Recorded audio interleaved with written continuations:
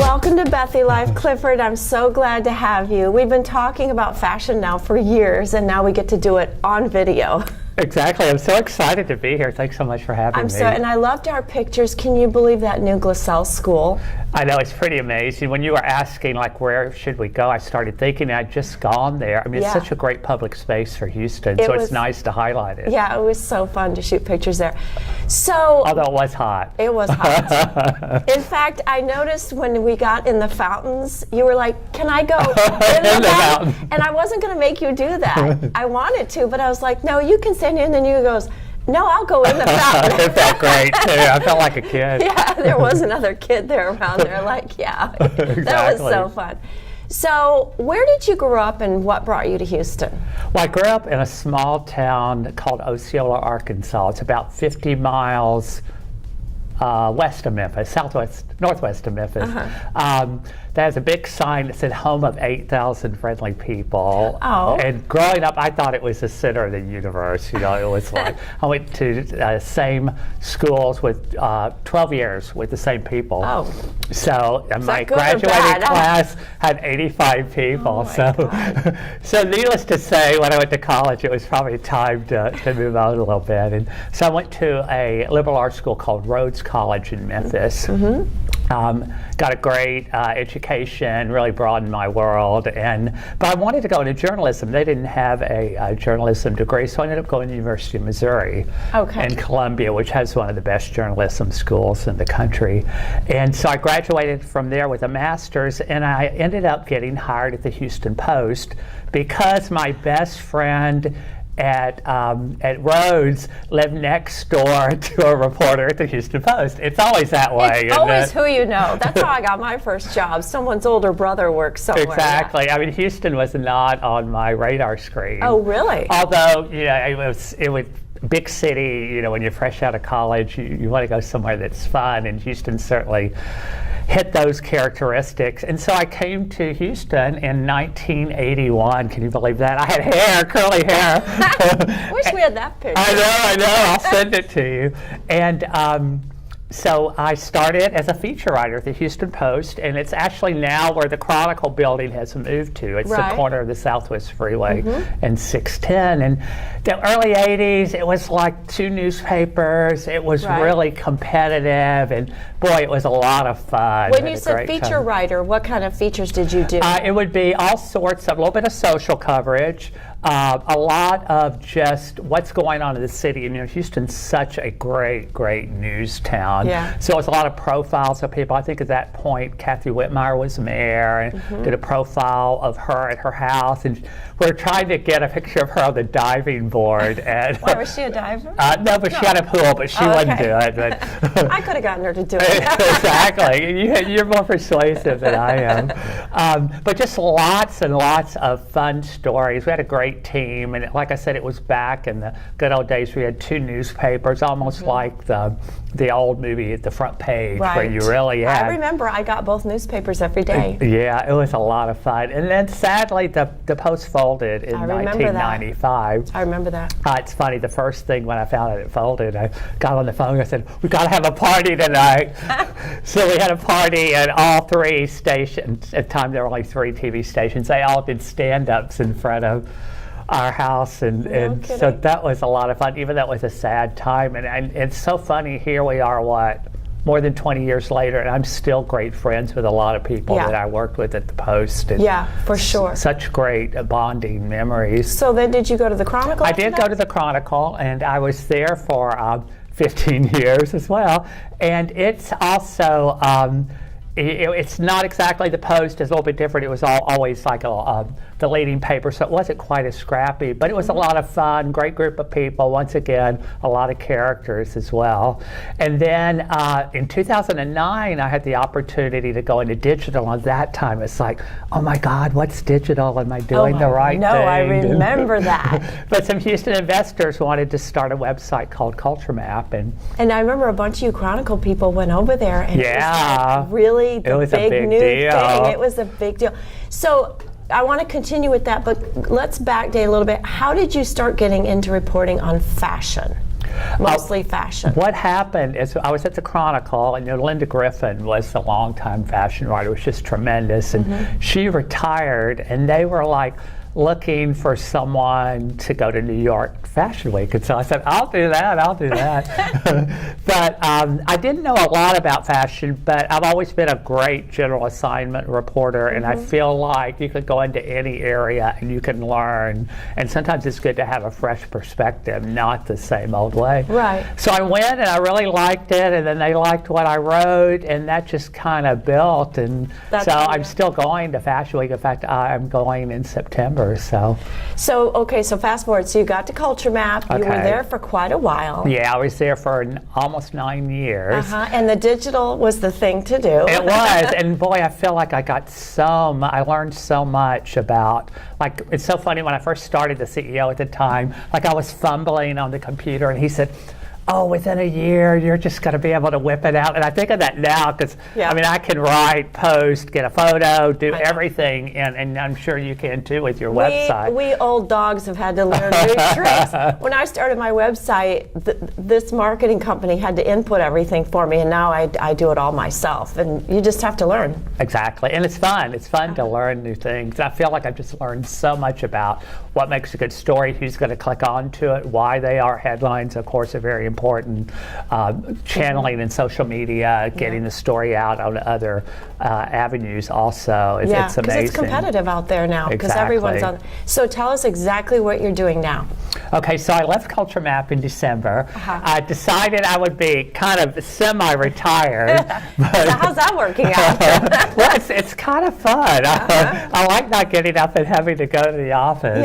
But I've been very fortunate that I've been approached by several different publications to write for them. So I'm covering Fashion Week for Paper City. I was able to go to the Sundance Film Festival, and I wrote for the Houston Chronicle about that.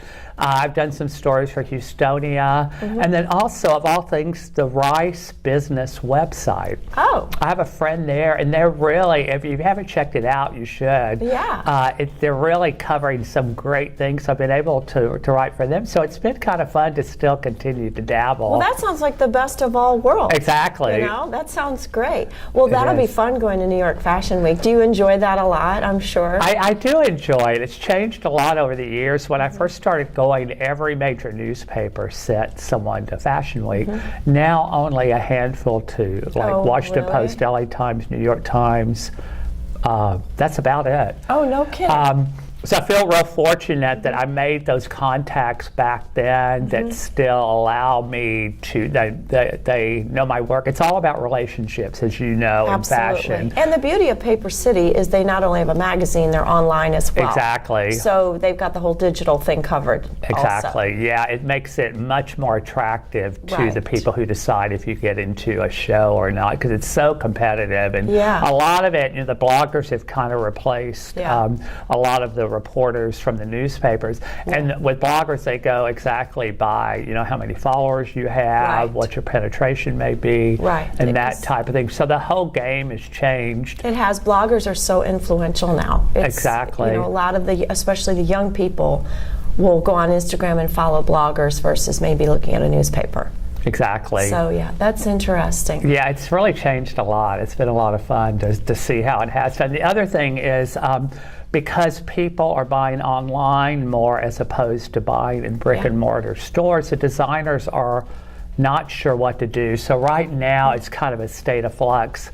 Some designers aren't showing at Fashion Week. A lot of them are doing more intimate kinds of things. Instead of a big runway show, you go to their studio and you get to actually touch the clothes and see what they're like. And well, maybe they figured out that it's too expensive, or they're not getting the right return on a giant fashion show and also most of them are showing clothing like this coming Fashion Week won't be in the stores until next fall. Right. But because of Instagram and all of that, everyone they're tweeting the pictures, they're showing everything that's going on. So by the time the clothes are actually in the stores, people are bored with Isn't that unbelievable? Yeah, so it's kind of, and then you have Zara and H&M, which can rip off the looks at a much lower price. So the designers aren't really sure what to do. What is happening, I think, is that your smaller stores, the Tootsie's, the Elizabeth Anthony's, the Impenners, stores like that, they have a real relationship with their clients, and so it's all about service, because that's the only thing that's going to keep their customer from going to online. Gosh, that makes so much sense. It really does. Because a lot of people shop online, but a lot of people want to go in and touch the clothes and try them on. I like to go in and try stuff on. Well, if you're like me, I'm between sizes of so many things, and lately I've ordered a lot of things online, and they've all had to go back because nothing fits. Because nothing fits. Or it doesn't look like you think it does. So who or what has been the biggest influence on what your style is? That's interesting because, I grew up in a conservative atmosphere. Right, Arkansas, yeah. So I've always been a little conservative, but I always like to have a touch of, being a little bit out there. I think it's good. You want to get noticed, and I think you're kind of that way, too. Especially in our business. Yeah, you want to have fun. So I think some of that, you can never go wrong with Giorgio Armani. So, if you could get a great Armani suit as a guy, it can last forever. You can use the jacket with jeans. You can really dress it up or dress it down. One of my other favorites is John Varvatos, because he kind of has that rocker kind of chic look that works with guys. So I think if you just do a little bit of conservative with a little bit of flair, and then it's always fun to mix in the low price things like a t-shirt. Which we all do that nowadays. Exactly. That's kind of the thing to do now. So what's the best piece of advice you've ever been given? Oh, wow. I was in a pretty bad motorcycle accident a couple of years ago, and I was in the hospital. I was in Ben Taub, which if you're ever in an accident, that's where you want to go, because they really do take great care of you. I have nothing but good things to say about my time there. But I kept thinking, my mom always told me, her words of wisdom were one day at a time, and this too will pass. I love I know they're cliches, but every day when I was in the hospital, but just get through today. Just you can do that. Don't worry about next week or 6 months from now. So I try to continue to live my life that way. And you were wearing a helmet. I was wearing a helmet, thank goodness, yes. So that's I probably wouldn't be here otherwise. No, but you've made a full recovery. I watched you through the whole thing, and it was a long, tedious thing. So that's very good advice for everybody. It was, and it also made me much more aware of people who are disabled or handicapped. Like at our house, we only have 3 steps up to the porch, but I could not get up the steps. So the first thing we did was add railings. Yeah. But little things like that you don't think about until No, you really don't. Because you were in a walker for quite a while. I was. Yeah. I was in a walker and then a cane, and then... did that experience change you at all? I think it did. It made me more aware. I know this is once again a cliche, but more aware of just really enjoying every day and don't sweat the small stuff. It really doesn't matter. Yeah. If you can, I remember I'd sit on the front porch because it happened in April,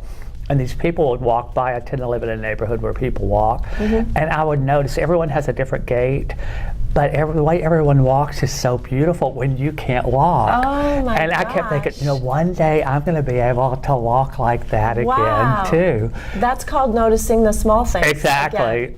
Exactly. So it really taught me to just enjoy life. I mean, really, we get so caught up in what people think and what we need to do or not do. It's really And we get caught up in what we don't have instead of what we have. And then when you lose something as basic as being able to walk, the other things that you might have thought about before that you don't have don't matter. Fly right out the window. Exactly. So I'm asking you this because I saw your answer already, and I loved it. If you weren't in your current profession, what might you be doing? Well, it's funny, Which would be my answer too. Since I left Culture Map, there's some opportunities to do new things, and I always have wanted to be a DJ. So Market Bar in the Phoenicia in downtown Houston, on Wednesday nights, they let novices, really, so-called semi-celebrity novices, DJ. So maybe you should try to do it. I would probably be a disaster, but I'll come watch everyone Yeah, else. I did it, and it was great fun. I kind of concentrated on 70s and 80s disco music, and it was great. And what I always find out, you can never go wrong with ABBA. And you play Dancing Queen, and everybody Loves going to you. be on the dance floor. Oh my gosh. So, and I think I said also, not only a DJ, but a DJ in Mykonos. Yeah, I saw that. I was like, it's either Ibiza or Mykonos would be perfect. Yeah. Exactly.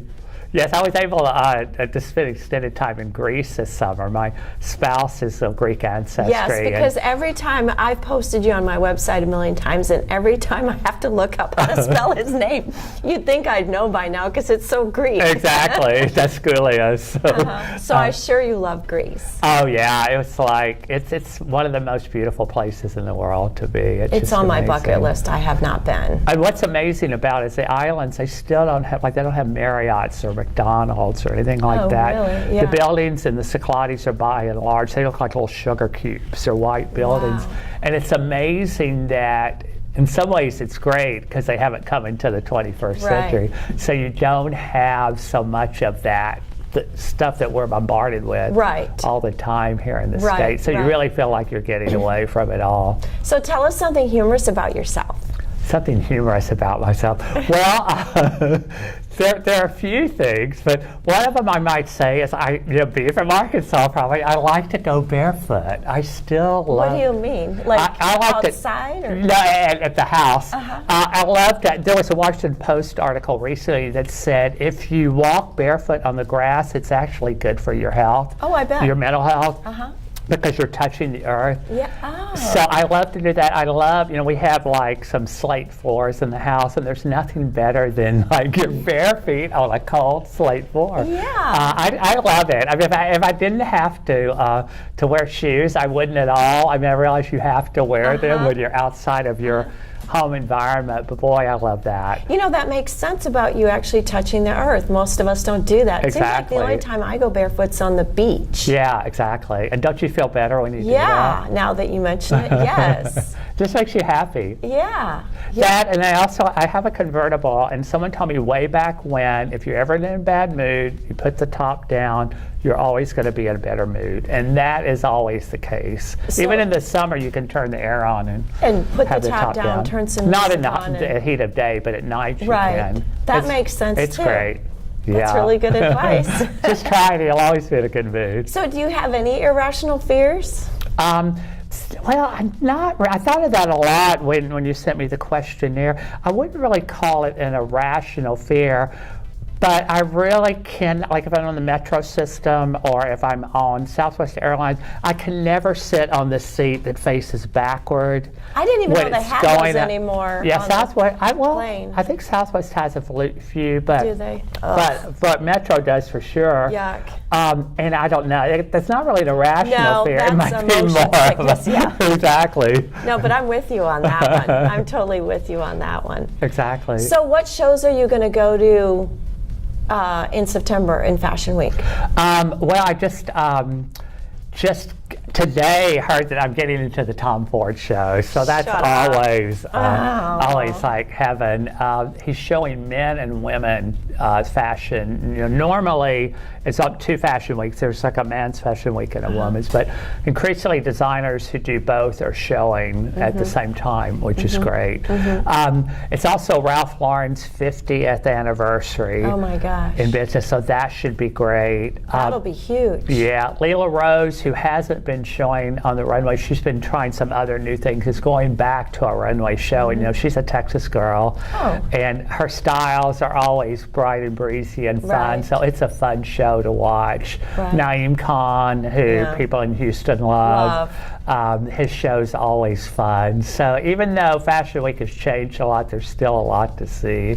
Well, we will all look for your write-ups in Paper City on the shows. Exactly. In September. In September. Pretty much the whole month. It's an editorial series that tends to run beyond Fashion Week because there's so many shows you can't get them all in a week. Well, and just tell them if you're ever need an assistant, call me.